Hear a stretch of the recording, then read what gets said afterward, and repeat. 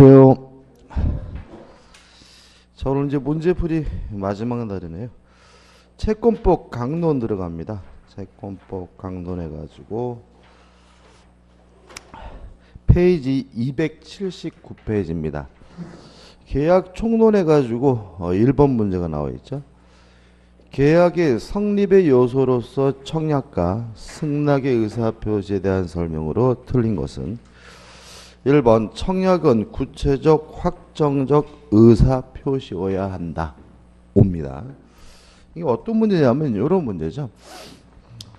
계약은 원칙적으로 낙선계약이기 때문에 갑이 을에게 청약을 하고요.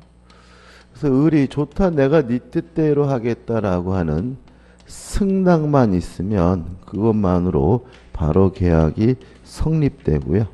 이런 것을 우리가 낙선계약이라고 하고, 우리 시험범위에 나오는 뭐 매매, 임대차, 위임, 도급 다 뭐죠? 낙선계약입니다.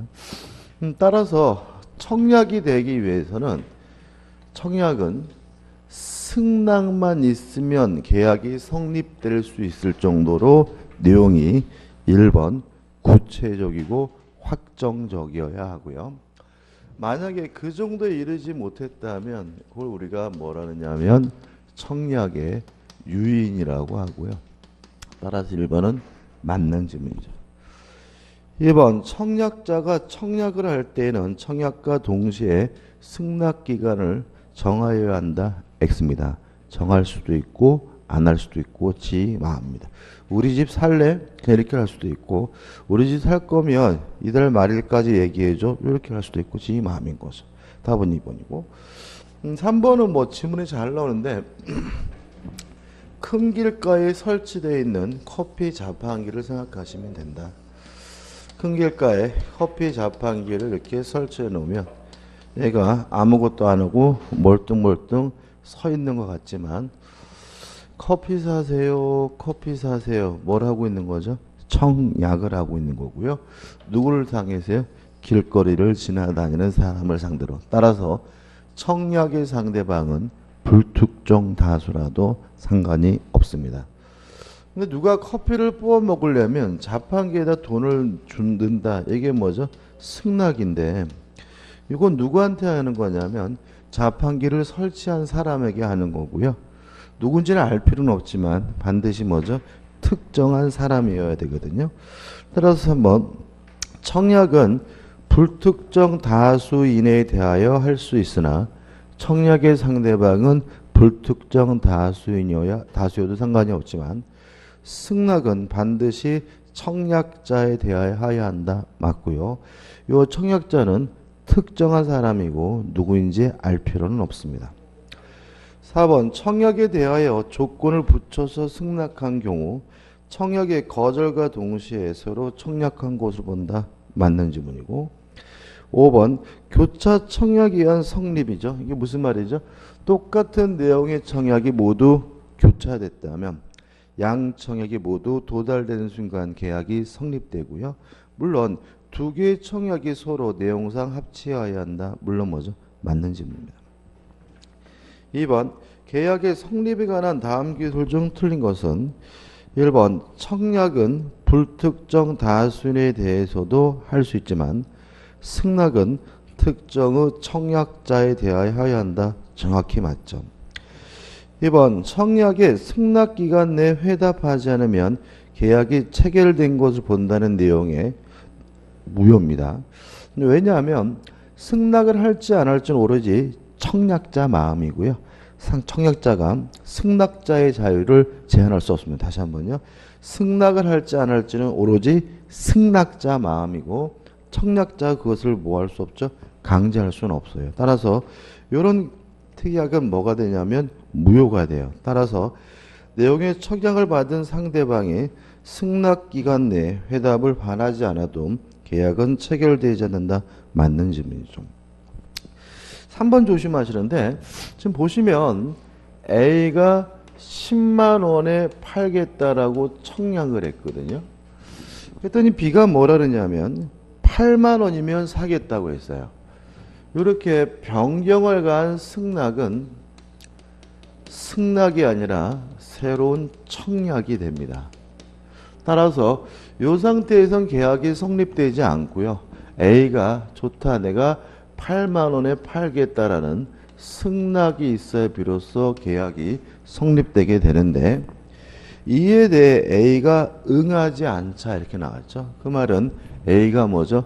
거절했다는 얘기고 따라서 그동안 있었던 것은 싹 아무것도 없이 무미한 상태로 바뀌거든요.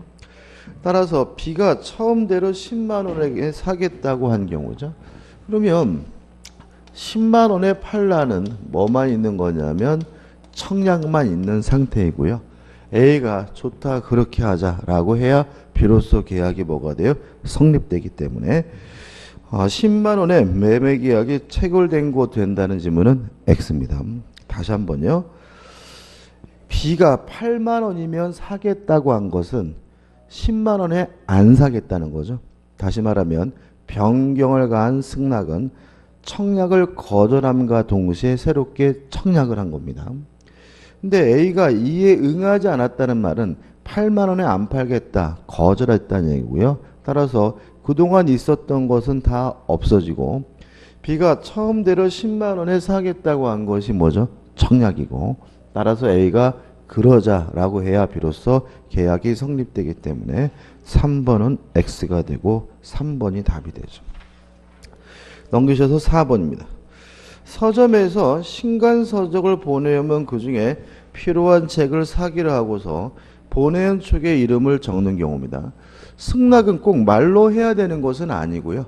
승낙으로 볼 수 있는 행위만 있어도 계약이 성립되거든요.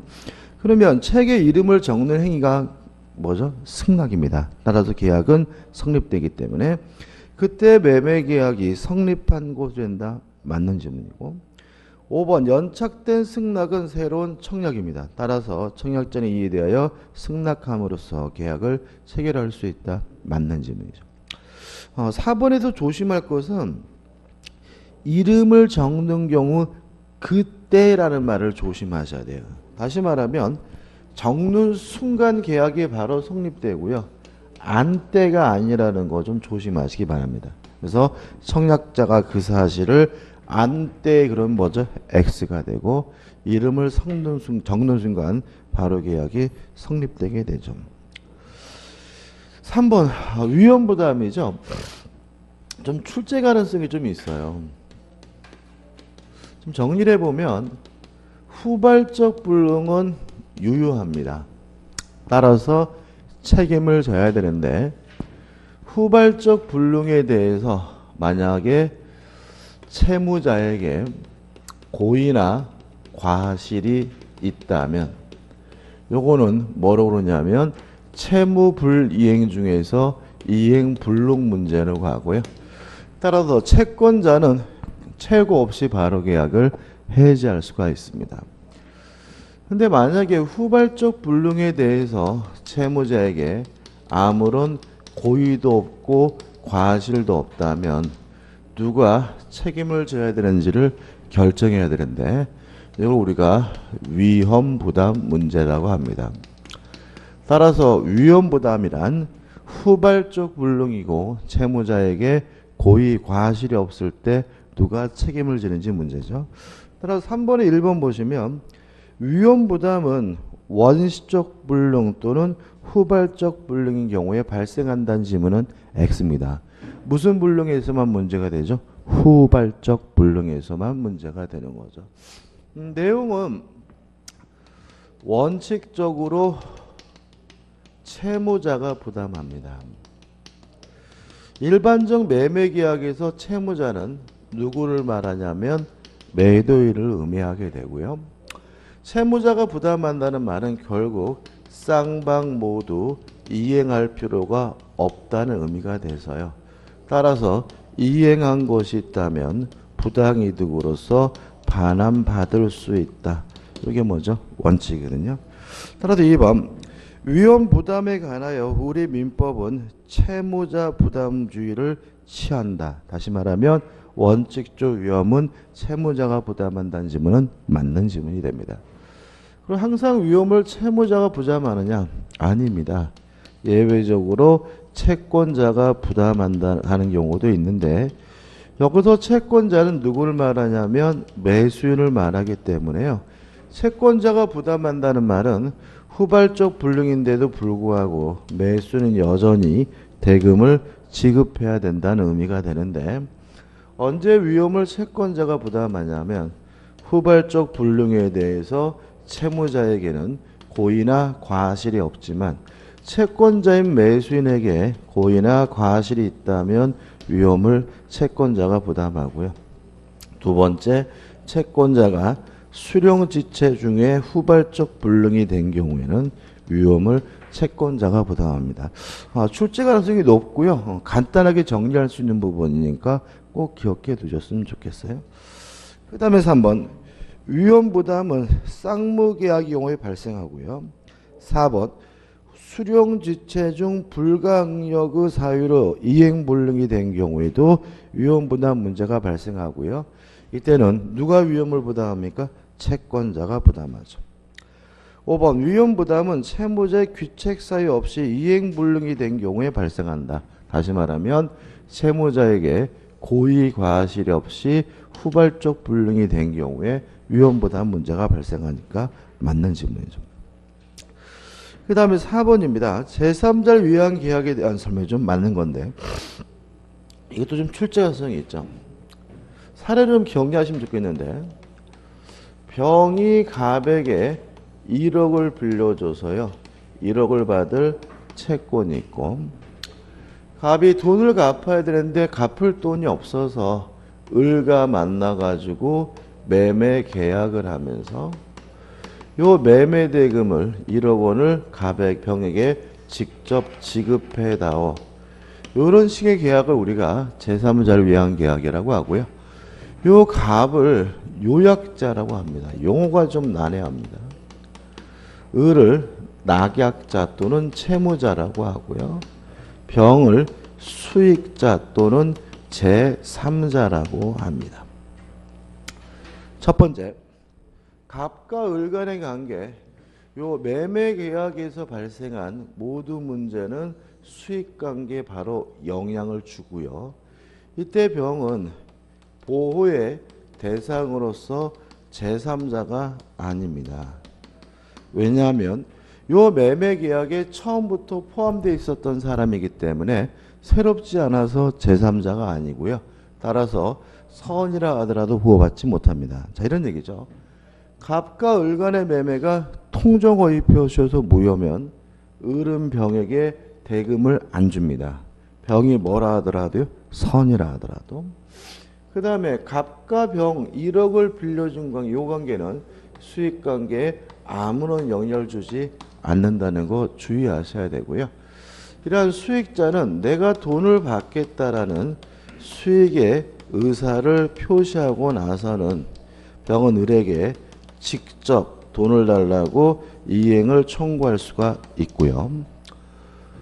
또 을이 병에게 제때 돈을 주지 않아서 손해가 발생했다면 병은 을에게 손해배상을 청구하는 것도 가능한데 유의하실 것은 병은 계약의 당사자가 아니라는 점이죠. 계약은 갑과 을이 체결한 것이지 병이 체결한 것은 아니기 때문에요. 병 스스로 갑과 을 간의 매매 계약을 해제할 수도 없고 취소할 수도 없고요. 또 만약에 이 매매가 무효 취소 해제가 돼서 원상 회복을 해야 된다면 당사자인 갑과 을이 할 문제지 병은 원상 회복 문제가 발생하지 않는다는 것도 꼭 기억해 두시고요. 마지막으로 병이 수익의 의사표시를 한 후에는 이제 갑과 을은 임의적으로 계약의 내용을 변경시킬 수도 없고 병의 권리를 소멸시킬 수도 없다는 거 주의하시기 바랍니다. 이 정도죠. 자, 4번입니다. 제3자를 수익의 의사표시는 계약의 성립 요소이다. X입니다. 다시 말하면 갑과 을 간의 매매 계약은 갑의 청약이 있고 을의 승낙만 있으면 성립하는 거고요.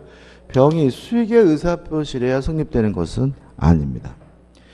2번 낙약자는 제3자에 대하여 이 권리에 발생시킨 계약의 무효 및 취소의 효과를 주장할 수 없다. X입니다.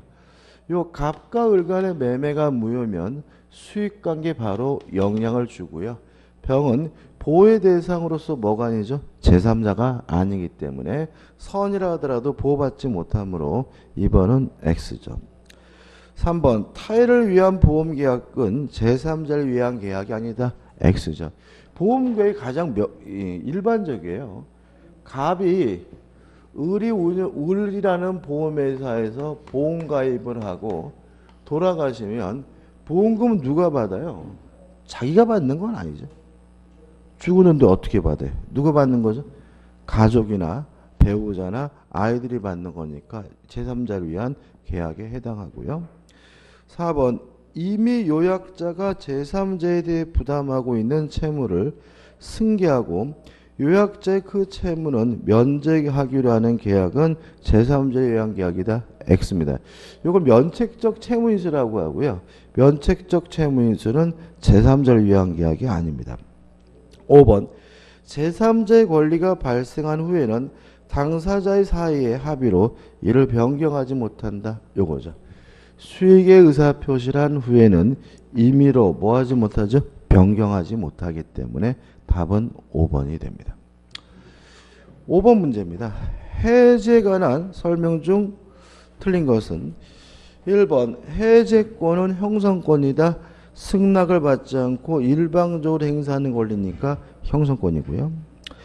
2번 해제는 계약에만 투기한 제도이다. 취소와의 차이점입니다. 취소는 법률행위에 대해서 하는 데 반해서 해제는 계약에 대해서만 할 수가 있고요.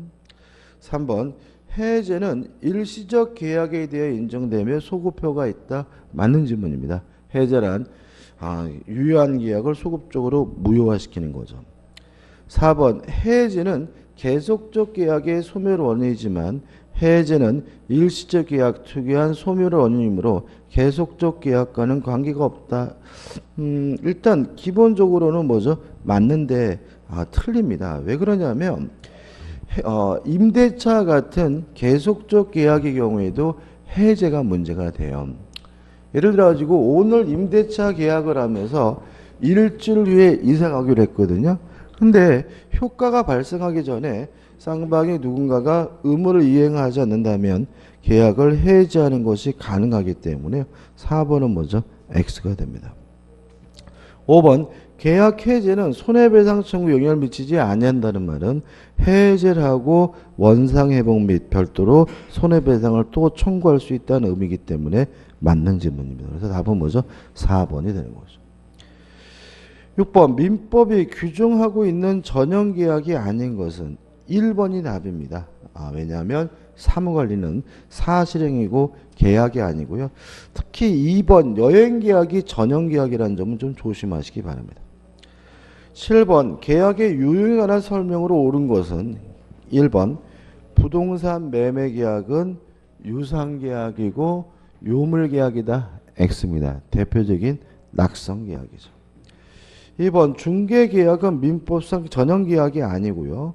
3번 부동산 교환계약은 무상이 아니라 유상이고 계속적 계약이 아니라 일시적 계약이고요. 4번 증여계약은 당연히 편무 무상계약이고 5번 임대차 계약은 쌍무 유상계약이다. 맞죠? 답은 뭐죠? 5번이 됩니다. 넘기셔가지고 8번입니다.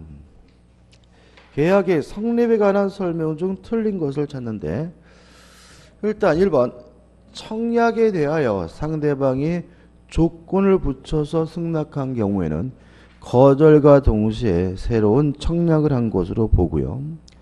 4번 격지자 사이의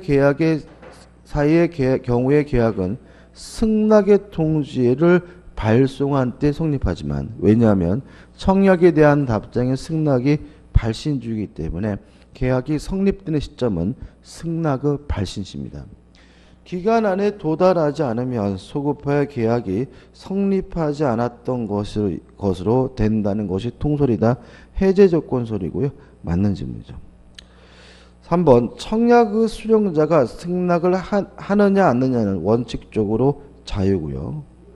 4번 청약에는 청약자 그 상대방이 있어야 하므로 청약자는 반드시 명시되어야 한다. X죠. 커피 자판기를 설치하는 것도 청약인데요. 커피 자판기를 설치하는 사람이 누구인지 뭐 할 필요는 없죠? 명시될 필요는 없죠. 따라서 답은 4번이 됩니다. 5번 당사자 사이에 동일한 내용의 청약이 서로 교차된 경우에는 두 청약이 모두 상대방에게 도달한 때 계약이 성립한다. 맞는 질문이죠. 9번입니다. 계약의 성립에 관한 설명으로 틀린 건데 3번을 보시면 당사자 간의 동일한 내용의 청약이 상호 교차됐다면 양 청약이 모두 도달됐을 때 계약이 성립되기 때문에 양 청약이 상대방에게 발송한 때 성립한다는 질문은 X가 되겠죠. 답은 뭐죠? 3번이 됩니다. 나머지 질문은 반복적이네요. 10번입니다. 다음 중 계약이 성립되지 않는 것은 3번 보시면 아까 나왔죠. 반송되지 않으면 구입한 것을 보겠다고 하면서 물건을 송부한 경우 이런 거는 무효입니다. 왜냐하면 승낙할지 안 할지 오로지 승낙자의 자유이기 때문에 상대방이 반송하지 않고 보관하고 있더라도 계약이 뭐 되지 않죠? 성립되지는 않습니다. 답은 뭐죠? 3번입니다. 11번입니다. 계약 체결서에 과실이 나오는데요. 시험에 뭐 확률이 굉장히 높은 것은 아닌데 일단 정리를 해보면 원시적 전부불능입니다. 원시적 전부불능은 무효이기 때문에 원칙적으로 책임지지 않습니다. 다만 원시적 전부불능에 대해서 계약 체결자가 알았거나 또는 알 수가 있었고요. 원시적 전부불능에 대해서 상대방이 선의이고 무과실이라면 원시적 전부불능이고 무효인데도 불구하고 체결자는 상대방에게 책임을 지게 되는데 이 책임을 계약 체결상의 과실 책임이라고 합니다. 책임의 내용은 신뢰 이익을 배상해 주게 됩니다. 유의하실 것은 아무리 커도 무엇보단 클 수는 없냐면 이행 이익보다 클 수는 없습니다. 다시 말씀드리면 계약 체결자의 과실 책임은 무슨 불능에서 문제가 되죠? 원시적 전부불능에서 문제가 되고요. 요건은 체결자가 알았거나 알 수 있었고 상대방이 선의무과실이고요. 책임의 내용은 신뢰이익을 배상하되 이행이익보다 클 수는 없습니다. 그럼 이제 보죠. 1번 계약이 원시적 객관적 전부불능인 경우에만 무효로 한다. 맞는 질문입니다. 2번을 설명드려야 되겠네. 자, 근데 요 문제와 관련돼 가지고 문제가 된 것은 뭐냐면 계약을 교섭하는 단계에서 상대방이 부당하게 파기한 경우 요게 좀 문제가 돼요.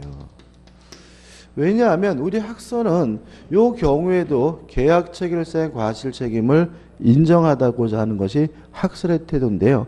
안 그렇습니다. 우리 판례는 원시적 전부불능에 대해서만 계약 체결자의 과실 책임을 인정하고 있기 때문에 계약 교섭 단계에 상대방이 부당하게 파기한 경우는 계약 체결자의 과실 책임이 아니라 불법 행위를 원인으로 손해배상을 청구할 수 있다는 얘기고요.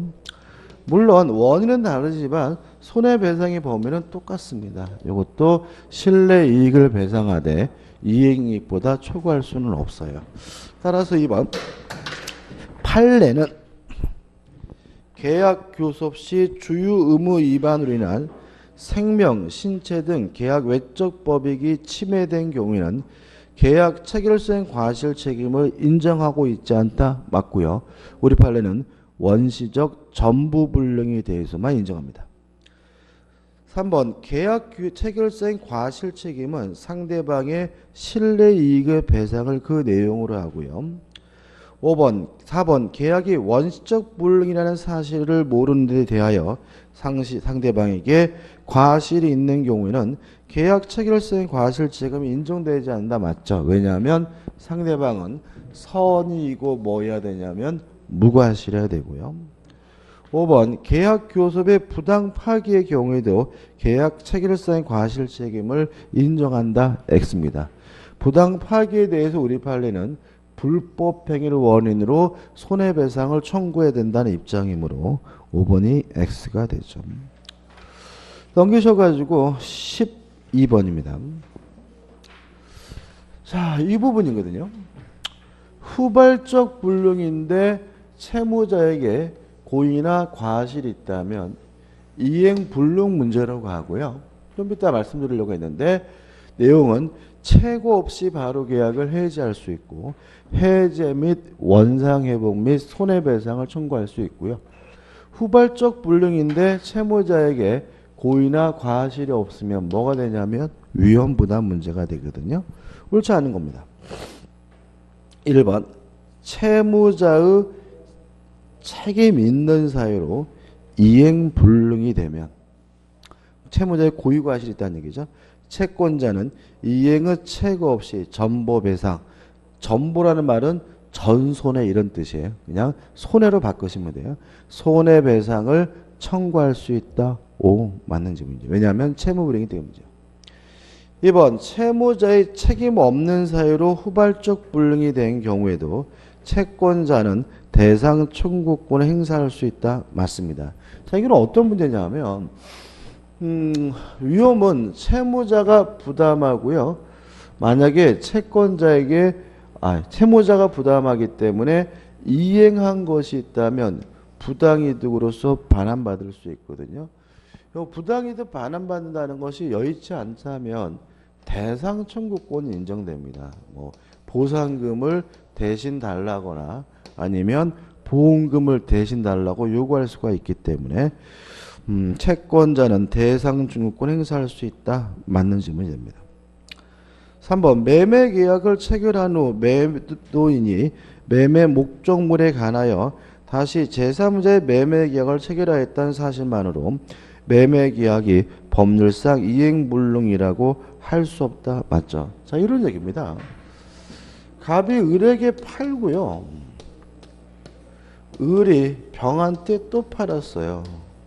아직 이행불능이 아니다. 만약에 갑이 을에게 팔고 병한테 매매 계약을 하고 이전 등기까지 해줬어야 비로소 뭐가 되는 거죠? 이행불능이 된다. 이런 취지이기 때문에 맞는 질문이고요. 4번 쌍무계약의 당사자 일방의 채무가 채권자의 책임 있는 사유로 이행할 수 없게 된 경우 채무자는 상대방의 이행을 청구할 수 있다. 다시 한번 읽어볼게요. 쌍무계약의 당사자 일방의 채무가 채권자의 책임 있는 사유죠. 그럼 이런 얘기죠. 후발적 불능인데 채권자에게 뭐가 있어요? 고의 과실이 있다는 얘기거든요. 그럼 채권자에게 고의 과실이 있다는 말은 위험을 누가 부담해요? 채권자가 부담하고 위험을 채권자가 부담한다는 말은 대금을 뭘 해야 돼요? 지급을 해야 된다는 얘기니까 채무자 측에서는 대금 지급을 청구할 수 있다. 이행을 청구할 수 있다. 맞는 질문이죠. 5번 이행 지체 중에 이행 보조자의 과실로 이행 불능이 됐어요. 이것도 결국은 채무자의 과실입니다. 그러니까 이행 지체 중에 이행 보조자의 과실은 별거 아니라 그냥 뭐죠? 채무자의 과실로 뭐죠? 이행이 불능이 된 거고요. 채무자는 자신의 책임 없는 사유를 증명하여 채무 불이행 책임을 면할 수 있다. X입니다. 왜냐하면 이행 보조자의 과실은 바로 누구의 과실이죠? 채무자의 과실이고요. 따라서 채무 불이행 책임을 져야 되므로 답은 5번이 됩니다. 13번입니다. 갑과 을이 을소유 주택에 대한 매매 계약을 체결하였는데 주택이 계약 체결로 소유권 이전 및 인도 전에 소실되었다. 다음 설명이 틀린 거죠. 그러면 계약 체결 후 소실됐으니까 무슨 불능이면 알 수 있죠? 후발적 불능이면 알 수 있죠. 1번 갑과 을의 책임 없는 사이로 주택이 소실됐어요. 그러면 갑이 누군가요? 매수인이죠. 그럼 갑이 뭐죠? 채권자고 을이 뭐죠? 매도이니까 뭐죠? 을이 뭐죠? 채무자고. 1번에서 갑과 을의 책임 없는 사유라는 말은 채무자인 을에게도 고의과실이 없고 채권자인 갑에게도 고의과실이 없다는 얘기니까 누가 위험 부담해야 돼요? 채무자가.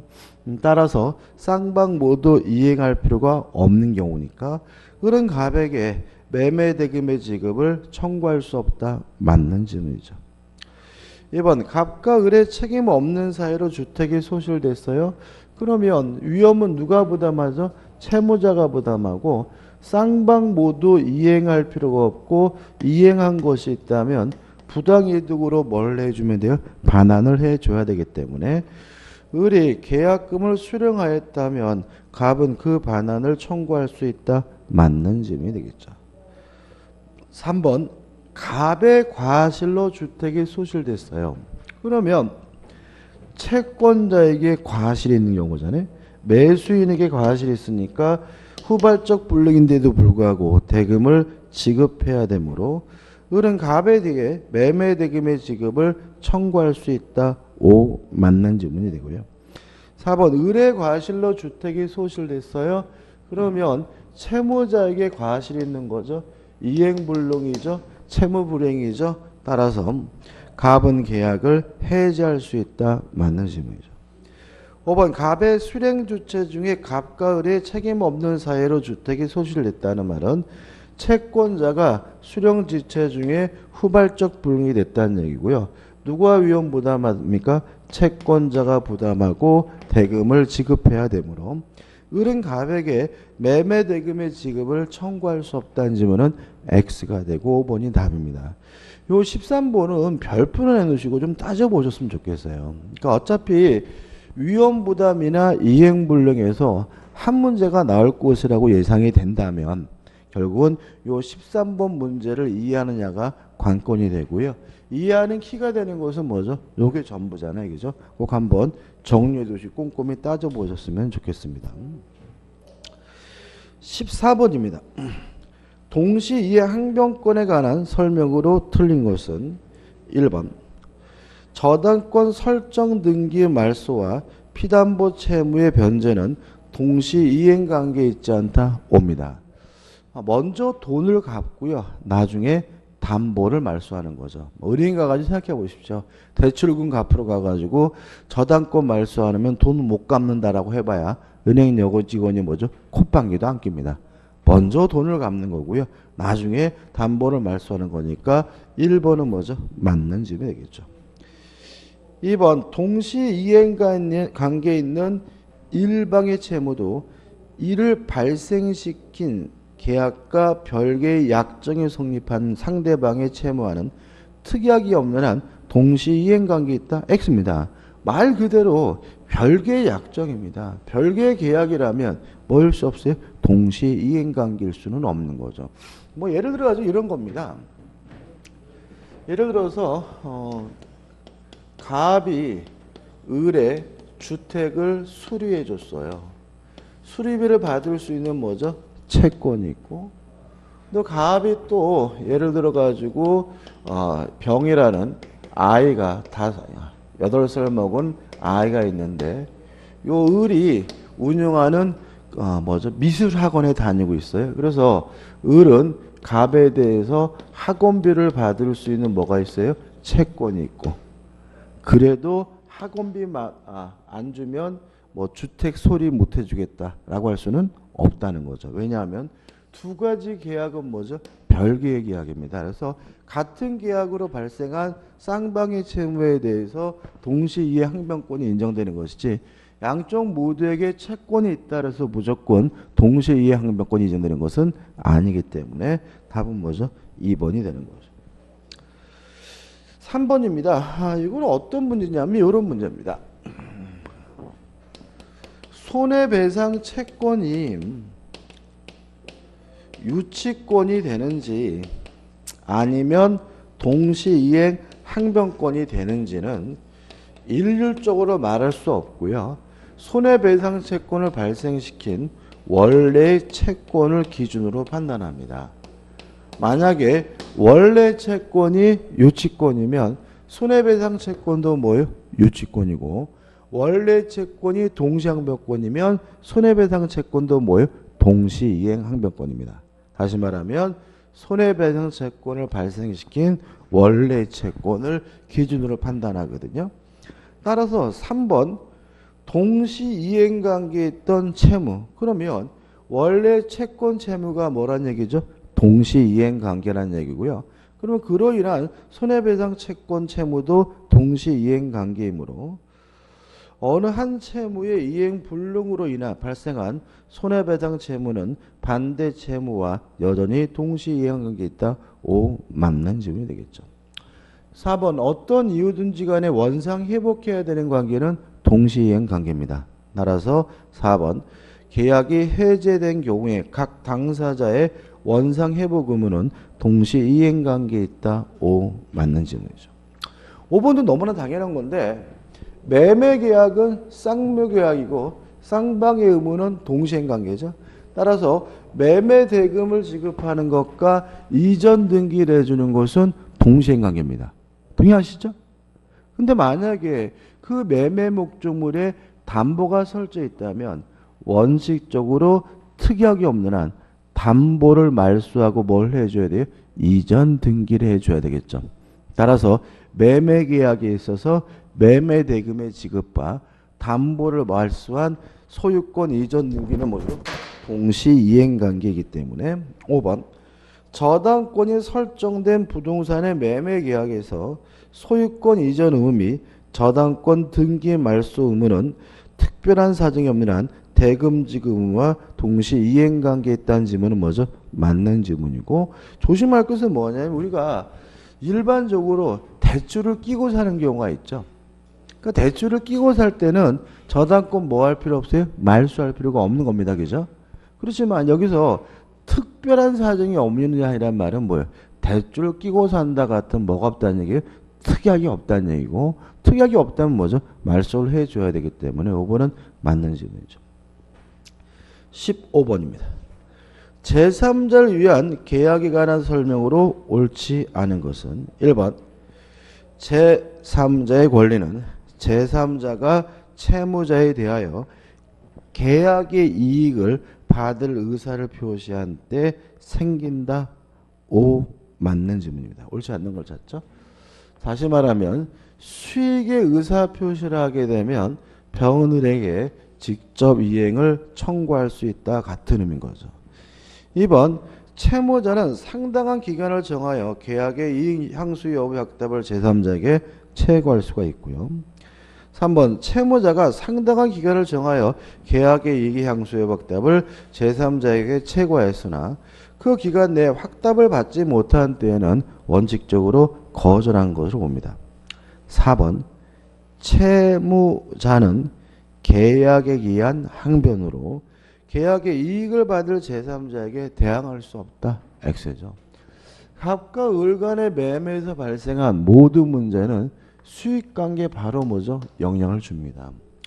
따라서 갑이 을에게 재산권 이전 안 해주고 있어서 을에게 동시이행 항변권이 인정되는 상태라면 누구에게도 병에게도 주장하는 것이 가능하기 때문에 뭐죠? X가 되고 답이 되는 거죠. 5번 제3자의 권리가 생긴 후에는 계약 당사자는 이를 변경 또는 소멸시킬 수 없다. 맞죠? 수익의 의사표시를 한 후에는 임의적으로 계약의 내용을 변경시키거나 소멸시킬 수는 없습니다. 16번입니다. 채무자 갑과 채권자 을은 병을 수익자로 하는 제3자를 위한 계약을 체결하였고 병은 수익의 의사표시를 하였다. 이에 관한 설명은 옳은 건데 요거는요 메모 좀 하셔야죠. 왜냐하면 요 갑과 을을 일부러 뭐 해놨어요? 바꿔놨죠. 채권자가 누군가요? 을. 채무자가 누군가요? 갑. 그 말은 여러분들한테 뭐 하라는 얘기예요? 헷갈리라고 하는 거거든요. 그래서 요 정도는 좀 메모를 하셔야 돼요. 이렇게 요 정도는 메모를 해 두셔야 문제 풀 때 뭐 하잖아요? 헷갈리지 않고요. 요 문제 풀다 보면 자연스럽게 갑과 을이 뒤바뀌어 버리고요. 그럼 뭐죠? 헷갈릴 수가 있으니까 조심하시기 바랍니다. 옳은 걸 찾습니다. 1번 갑은 병이 이행을 청구하는 경우에 을과 병사의 법률관계. 그러면 을과 병사의 법률관계는 요거죠. 요거는 수익관계 어떻게 해요? 아무런 영향을 미치지 않으니까 을과 병 사이의 법률관계 기한 항변으로서 병에게 대항하지 못한다는 질문은 맞는 질문이고요. 답은 뭐죠? 1번이 됩니다. 다시 말하면 요 갑과 을이 뒤바뀌어 있다는 거 조심하시면 충분히 문제는 답은 찾아낼 수가 있습니다. 답은 1번이죠. 2번 갑의 기책 사유로 채무가 불이행된 경우 병은 갑에 대하여 손해배상을 청구할 수 없다. X. 수익의 의사표시를 한 후에 병은 직접 손해배상을 청구할 수가 있습니다. 3번 갑이 병에게 이행한 직후에 계약이 해지된 경우 갑은 병에게 원상회복을 청구할 수 있다. X. 병은 계약의 당사자가 아니므로 원상회복 의무를 부담하지 않습니다. 4번 제3자를 위한 계약에서 병은 계약 당시에 특정되어야 한다. X입니다. 왜냐하면 제3자를 위한 계약이 가장 전형적인 것이 뭐라면요? 보험이라면 보험금을 받아야 될 사람이 을의 아들이라면 아직 태어나기 전에도 보험계약 가입할 수 있고요.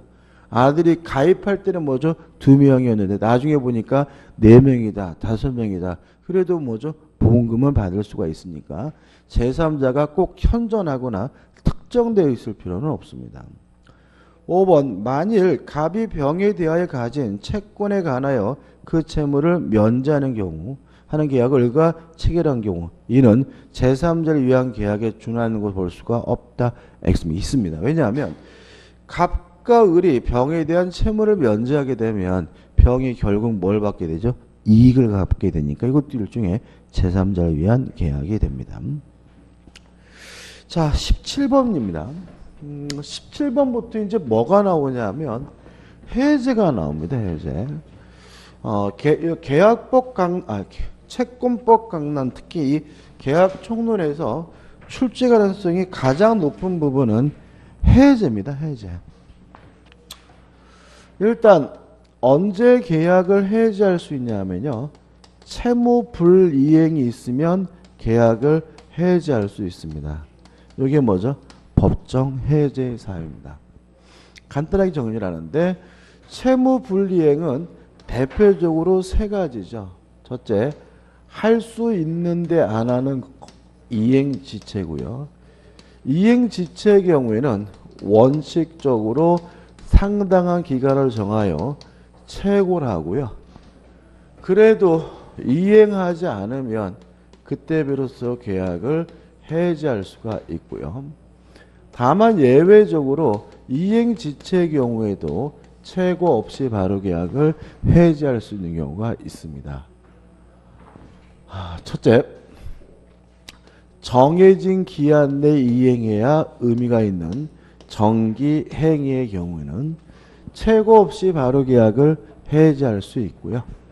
두 번째, 상대방이 안 하겠다. 상대방이 불이행의 의사를 표시했다면 채고 없이 바로 계약을 해지할 수가 있습니다. 요 상대방이 불이행의 의사를 표시한 경우 이게 가장 중요한데요. 요 상대방이 불이행의 의사를 표시한 경우에는 채고할 필요도 없고요. 이행기가 도래할 필요도 없고 또 동시 이행 항변권 소멸시키기 위한 이행 또는 이행의 제공도 필요가 없습니다. 다시 말하면 상대방이 불이행의 의사를 표시한다면 이행기가 도래하지 않았더라도 즉시 바로 최고 없이 계약을 해지할 수 있다는 거 주의하셔야 됩니다. 두 번째, 할 수 없어서 못하게 되는 이행불능도 최고 없이 바로 계약을 해지할 수가 있는데 이것도 불이행 의사를 표시한 경우가 같습니다. 이행기가 도래할 필요가 없고요. 또 이행 또는 이행의 제공도 필요가 없다는 거 주의하셔야 됩니다. 그 다음에 세 번째로 불완전 이행이죠. 하긴 했는데 완전하지 않은 경우를 말하고요. 둘로 나누게 되는데 추의 완성이 가능한 경우라면 이행 지체와 마찬가지로 최고로 해야 계약을 해지할 수 있고요. 추의 완성이 불가능한 경우라면 이행 불능과 마찬가지로 최고 없이 바로 계약을 해지할 수가 있습니다. 그 다음에 네 번째로 채권자가 수령을 지체하는 경우죠. 채권자가 수령을 지체하는 경우에도 해지하는 것이 가능한데 유의하실 것은 이때는 오히려 채무자 측에서 계약을 해지한다는 점과 수령 불능이 아니라 지체이므로 상당한 기간을 정하여 수령을 최고한 후에 그래도 수령하지 않으면 그때 비로소 계약을 해지할 수 있다는 거 기억해 두시고요. 적지는 않겠지만 사정 변경을 이유로 원칙적으로 계약을 적을까요? 다섯 번째, 사정 변경을 이유로 원칙적으로 계약을 해지할 수 없다는 거 기억해 두시고 마지막 여섯 번째 부수적 채무입니다. 주된 채무가 아닌 부수적 채무의 불이행이 있을 때는 그것을 강제할 수도 있고 손해배상도 청구할 수가 있지만 부수적 채무 불이행을 이유로 계약 자체를 해제할 수는 없다는 거 주의하셔야 되고요. 자, 이렇게 채무 불이행을 이유로 계약을 해제를 하게 되면 계약이 소급적으로 무효가 된다, 실효가 되고요. 따라서 이행하기 전이면 이행할 필요가 없고요.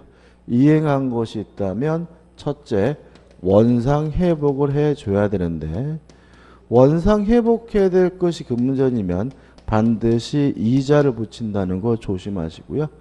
두 번째, 별도로 추가적으로 또 무엇도 청구할 수 있냐면 손해배상도 청구할 수 있는데 여기서 손해는 원칙적으로 이행이익배상이라는 거 조심하셔야 되고요. 그 다음에 제3자 보호 문제가 있습니다. 이 해제에 있어서 제3자 보호 문제는 특이한데 만약에 해제 전에 이해관계를 가진 제3자라면 선이든 악이든 불문하고 보호를 받지만 해제 후에 이해관계를 갖게 된 제3자라면 선이여야지만 보호가 되고 악이면 보호되지 않는다는 점도 주의하시기 바랍니다. 다시 말씀드리면 해제가 되면 소급적으로 무효가 되니까 제3자 보호 문제가 발생하는데 해제 전에 이해관계를 가진 사람이라면 선악 불문하고 보호되지만 해제 후에 이해관계를 가진 사람은 선이여야지만 보호가 됩니다. 어차피 우리 주택관리사 시험에서는 문제가 나오더라도 어렵게 나올 건 아니기 때문에요. 요 정도만 좀 정리하시면 될 것 같아요. 17번입니다. 계약 해제권이 발생하는 사유로 볼 수 없는 것을 모두 고른 것은 기억, 정기행위의 이행기의 도가 해제할 수 있겠죠. 니은번 불가항력으로 인한 쌍무계약 일방의 이행불능. 자, 다시 말하면 채무 불이행이어야 계약을 뭐 할 수 있어요? 해제할 수 있는 거잖아요. 근데 후발적 불능인데 채무자에게 고의과실이 없다면 위험부담 문제지 뭐가 아니에요? 이행불능 문제가 아니기 때문에 계약을 뭐 할 수 없어요? 해제할 수가 없는 거죠. 하나 나왔고 디귿번 부수적 채무의 불이행 여기 있네요. 부수적 채무 불이행이 있으면 강제할 수도 있고 손해배상도 청구할 수 있지만 계약 자체를 뭐 할 수는 없어요? 해제할 수 없으니까 디귿번은 뭐죠? 해제할 수 없고요. 1번 약정 사유가 발생했다면 해제할 수 있고요. 미음번이 문제인데 계약 체결 당시 예상할 수 없었던 중대한 사정의 변경이 있다면 해제할 수도 있다라는 게 판례 입장이긴 하지만 이런 중대한 사정 변경을 인정한 사례는 없어요. 그래서 이거는 답은 뭐죠? 두 개에서 몇 개죠? 니은 디귿이지만 미음번이 답이 틀렸다는 말은 아니고요. 미음번 우리가 원칙적으로 사정 변경을 이유로 계약을 뭐 할 수 없어요? 해제할 수가 없다. 이렇게 기억해 두시는 것이 안전합니다. 18번입니다. 다음 중 최고 없이 계약을 해제할 수 있는 경우 한번 볼까요? 자, 일단 이행지체의 경우 정기행위와 상대방이 불이행의 의사를 표시한 경우 최고 없이 바로 계약을 해지할 수 있고요. 이행불능의 경우에도 최고 없이 계약을 해지할 수 있고요. 불완전 이행이고 추후에 완성이 불가능한 경우에도 최고 없이 바로 계약을 해지할 수가 있거든요. 그래서 18번을 보시면 기억 정기행위 니은번 이행지체 아니죠. 이행지체는 뭘 해야 돼요? 최고를 해야죠. 디귿번 이행불능 최고할 필요가 없고요. 리을번 이행지체에 있어서 채무자가 미리 이행 거절의 의사를 표시한 경우 불이행의 의사를 표시한 경우 최고할 필요가 없고요. 그 다음에 미음번 당사자 사이에 최고 배제 특약이 있는 경우 이게 무슨 말이냐면 지금 우리가 배우고 있는 이 채권법 강론의 내용은 다 임의 규정입니다.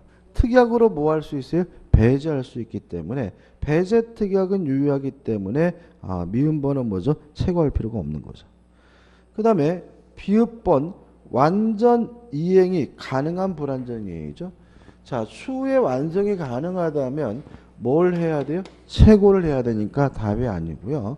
시읍번 사정 변경을 위한 해제가 나와 있죠. 자, 이건 뭐냐 하면 사정 변경을 이유로 만약에 해제할 수 있는 경우라면 최고할 필요가 없다는 얘기거든요. 무슨 말 아시겠죠? 근데 우리는 어떻게 기억할 거냐면 답이 잘못된 얘기는 아닙니다. 우리는 사정 변경을 이유로 원칙적으로 계약을 뭐 할 필요 없어요? 해제할 수가 없다고 기억할 거니까 너무 신경 쓰지는 마시기 바랍니다. 19번입니다. 계약 해제에 관한 설명으로 옳지 않은 것은 답만 보면 4번 계약 해제한 자는 계약 해제 의사표시 전에 해제 가능성을 알면서도 그 해제와 양립되지 않는 법률관계 가진 제3자죠. 자, 이게 여기입니다. 제3자가 만약에 해제 전에 이해관계를 가졌다면 악이라도 뭘 받을 수 있어요? 보호받을 수가 있죠. 그죠? 다시 한번 볼까요? 계약을 해제한 자는 계약 해제 의사표시 뭐예요? 전입니다. 전에 해제 가능성을 알면서도 그 해제와 양립되지 않는 법률관계를 가진 제3자에 대하여 계약 해제에 따른 법률 효과를 추정할 수 있다. X입니다. 해제 전에 이해관계를 가진 제3자는 선악 불문하고 뭐죠? 보호가 되기 때문에 답은 뭐죠? 4번이고 조심하셔야 됩니다. 나머지 문제를 반복입니다. 넘겨보시면 20번이죠. 합의 해제에 관한 설명이 좀 옳지 않은 건데 자, 지금 제가 정리해드린 것은 채무 불이행을 이유로 한 해제, 법정 해제에 관한 민법 규정입니다. 따라서 합의 해제의 경우에는 이러한 내용은 당연히 적용되지 않아요. 합의 해제의 경우는. 다만 합의 해제의 경우에도 뭐는 적용이 되냐면 제3자 보호 규정은 뭐가 돼요? 적용이 되겠죠. 다시 말하면 합의 해제의 경우에도 뭐는 보호해야 돼요? 제3자는 보호해야 되겠죠. 그래서 다시 말씀드리면 합의 해제의 경우에는 민법의 규정이 뭐 되지 않습니까? 적용되지 않지만 합의 해제의 경우에도 당연히 누구는 보호합니까? 제3자는 보호한다. 이거 하나만 좀 주의하시면 되고요. 문제 자체는 어렵지 않습니다. 1번 합의 해제 이력은 그 합의 내용에 의하여 결정되고 해제에 관한 민법 제543조 이하 규정은 적용되지 않는다. 5. 민법의 규정은 채무 불이행을 이유로 계약을 해제하는 경우에 적용하게 되는 거죠. 2번 가약이 합의 해제되기 위해서는 청약과 승낙이라는 명시적인 의사표시가 있어야 하므로 묵시적 합의 해제는 인정되지 않는다. X입니다. 우리 민법은 모든 의사표시는 명시적으로 할 수도 있고 묵시적으로 할 수 있기 때문에 묵시적으로 못한다는 질문은 그냥 밑도 끝도 없이 다 그냥 뭐예요? X가 됩니다. 답은 뭐죠? 2번이죠. 3번 뭐 흐름이 없고 그 다음에 4번 합의 해제된 경우 계약은 소급하여 소멸하므로 원상 회복 의무가 발생하지만 이로 인하여 제3자의 권리를 해하지는 못한다. 맞습니다. 합의 해제에 대해서 민법 규정이 적용되지는 않지만 뭐만요? 제3자 보호 규정만은 적용을 해줍니다. 그 다음에 5번 당사자 간에 약정이 없는 이상 합의 해제로 인할 반환을 금전에는 그 받은 날로부터 이자를 지급할 의무는 없다. 맞습니다. 다시 말하면 원상회복할 때 금전에 이자를 붙이는 것은 무슨 해제죠? 채무 불이행으로 인한 해제에 한합니다. 21번입니다. 옳지 않는 것을 찾는데 3번이 답입니다. 제3자를 위한 계약에서의 수익자는 낙약자의 채무 불이행을 이유로 계약을 해제할 수 있으나 원상회복을 청구할 수는 없다. X죠. 여기죠. 제3자를 위한 계약의 수익자는 당사자가 아니므로 해제할 수도 없고 원상회복도 뭐죠? 해줄 필요가 없습니다. 22번입니다. 해제 효과에 관한 기술 중 틀린 것을 찾는데 3번을 보시면 해제로 인하여 계약이 소급적으로 시효되더라도 해제권자는 손해배상을 청구할 수 있다. 1번부터 볼게요. 답 이상한데. 1번 해제 효과는 계약의 이유를 처음으로 소급하여 소멸시키는 것이다. 5죠. 왜요? 유효한 것을 소급적으로 무효화시키는 거죠. 2번 채권 계약이 해제되더라도 물권 효력은 유효하게 남으므로 물권이 당연히 매도인에게 복귀하는 것은 아니다. X입니다. 답은 뭐죠? 2번이네. 2번. 정답이 수정이 쉽죠. 3번이 아니라 몇 번이요? 2번입니다. 자, 이런 문제입니다. 갑이 을과 만나가지고 매매 계약을 하고 갑이 을에게 이전 등기를 해주면 매매가 무효면 무엇도 무효죠? 등기도 무효죠. 따라서 을의 등기를 말소하지 않아도 을에서 갑으로 소유권이 자동으로 뭐가 돼요? 복귀가 되죠. 매매가 취소가 되면 무엇도 무효죠? 등기도 무효죠. 따라서 을의 등기를 말소하지 않아도 을에서 갑으로 소유권이 뭐죠? 자동으로 복귀되죠. 매매가 해제가 됐어요. 그러면 매매 계약은 뭐가 되는 거죠? 소급적으로 무효가 되고요. 그럼 무엇도 무효입니까? 등기도 무효가 되므로 해제되는 순간 말소 등기 없이 을에서 갑으로 소유권이 복귀하는 것이기 때문에 2번이 X고 답이 뭐죠? 2번이 됩니다. 3번은 맞죠. 왜냐하면 해제를 하고 나서 소급적으로 무효가 되고 나서 원상회복도 청구하고 별도로 또 무엇도 청구합니까? 손해배상도 또 청구하는 거고요. 4번 제3자 권리 침해할 수 없고 5번 원상회복해야 됩니다. 22번의 정답은 3번이 아니라 2번으로 수정해 주시기 바랍니다. 23번입니다. 틀린 것을 찾는데 5번 보시면 채권자와 자의 적법한 해제권 행사로 인하여 원상회복 의무를 부담한 채무자는 이를 모두 이행한 경우에는 별도의 손해배상 책임을 부담하지 않는다. X죠. 해제한 후에 원상회복을 청구하고 별도로 추가적으로 무엇도 청구합니까? 손해배상도 청구하게 됩니다. 5번이 답이죠. 넘기셔서 24번입니다. 이행지체로 인한 계약의 해제에 관한 설명으로 틀린 건데 4번을 보시면 당사자 쌍방이 수인인 경우에 계약의 해제는 그 일인에 대하여 하더라도 효력이 있다. X입니다. 이건 불가분석이고요. 이런 거 있죠, 우리가. 긍정적인 것은 한 사람이, 부정적인 것은 뭐죠? 전원입니다. 따라서 계약을 해제하는 것은 계약을 소급적으로 무효화시키는 부정적인 것이기 때문에 전원에 대해서 전원으로 해야 되고요. 한 사람에 대해서만 해제할 수 있다. X가 됩니다. 25번입니다. 좀 지엽적인 문제인데 답은 2번인데 이게 어떤 문제냐면 이런 문제입니다. 원상 회복해야 될 것이 금전인데 금전인 경우 뭐 또 붙입니까? 이자를 붙인단 말이죠. 그럼 이자를 왜 붙이느냐? 만약에 이자를 붙이는 것이 손해배상조로 붙이는 거다라고 이해한다면 추가적으로 또다시 뭘 청구할 수 없어져요? 손해배상을 또 청구할 수가 없거든요. 그래서 우리 판례는 그 원상 회복해야 될 것이 금전인 경우에 이자를 붙이는 것은 손해배상이 아니다. 이거 그냥 원상 회복의 일부 과정으로 보고요. 따라서 손해배상이 아니니까 이자도 붙이고 별도로 또 무엇도 청구할 수 있어요?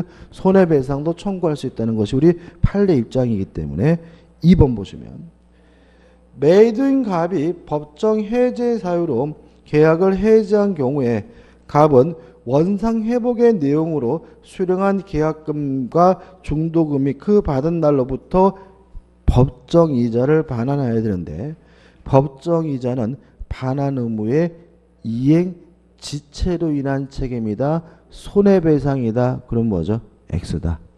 만약에 이 이자를 이행 지체로 인한 손해배상 책임으로 이해하게 되면 또다시 뭘 청구하지 못합니까? 손해배상을 청구하지 못합니다. 그래서 우리 판례는 이건 이행지체로 인한 손해배상이 아니라 그냥 원상회복의 일환으로 보기 때문에 X가 되고요. 별도로 또다시 무엇도 청구할 수 있냐면 손해배상도 청구할 수가 있습니다. 26번입니다. 틀린 것을 찾는데요. 2번을 보시면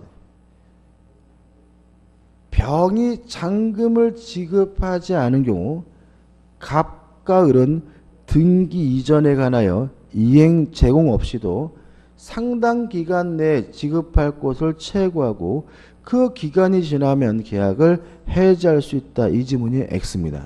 이건 어디 나와 있냐면 요거거든요. 요거. 원래는 이행지체의 경우에 채무불이행을 이루 계약을 해지하려면 이행 또는 이행의 제공이 필요해요. 왜냐하면 만약에 상대방이 동시 이행 강변권을 행사하고 있다면 이행하지 않아도 뭐가 있냐면 채무불이행이 아니고요. 이행하지 않더라도 채무불이행이 아니니까 계약을 뭐 할 수 없냐면 해지할 수 없어요. 따라서 상대방의 동시 이행 강변권을 소멸시키기 위한 뭐가 필요하냐면 이행 또는 이행의 제공이 필요한 것이 원칙이기 때문에요. 4번이 뭐죠? X가 됩니다. 너무 좀 지엽적인 것 같네요.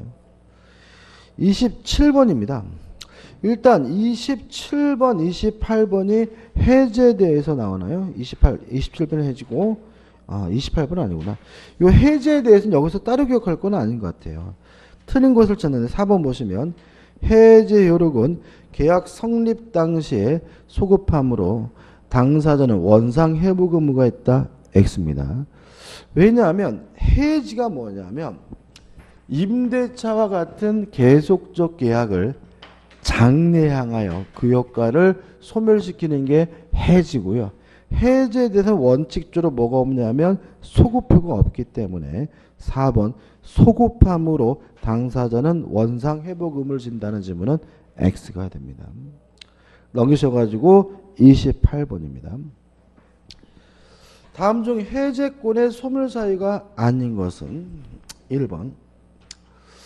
해제하게 되면 원상 회복을 해야 되거든요. 따라서 해제권자 스스로가 원상 회복이 불가능한 상태를 자초하면 그때는 해제권이 소멸됩니다. 1. 해제권자에 의한 목조물의 가공 또는 개조로 인하여 다른 종류의 물건으로 변경이 됐다면 스스로가 원상 회복이 불가능한 상태를 자처한 거니까 해제권이 소멸됩니다. 2번 상대방이 기간을 정하여 해제권 행사 여부 확답을 최고화했으나 그 기간 내 해제 통보를 받지 못한 경우에도 해제권이 소멸되고요. 3번 해제권자의 고의 과실로 인하여 목적물을 훼손하거나 반환할 수 없게 된 경우에도 원산 회복이 불가능한 상태를 자처했기 때문에 해제권이 소멸되고요. 5번부터 보시면 당사자 일방 또는 쌍방이 수인인 경우에 1인에 관해 해제권이 소멸하면 전 해제권이 다 없어집니다. 답은 4번이죠. 왜냐하면 해제권은 형성권이기 때문에 뭐에 안 걸리죠? 소멸시에 걸리지 않습니다. 뭐에 걸립니까? 제척기간에 걸리죠. 따라서 해제권의 제척기간이 경과되면 해제권이 소멸되겠지만 소멸시에 걸리지는 않기 때문에 답은 뭐죠? 4번이 됩니다. 여기까지고 좀 쉬었다가 매매로 들어가도록 하겠습니다.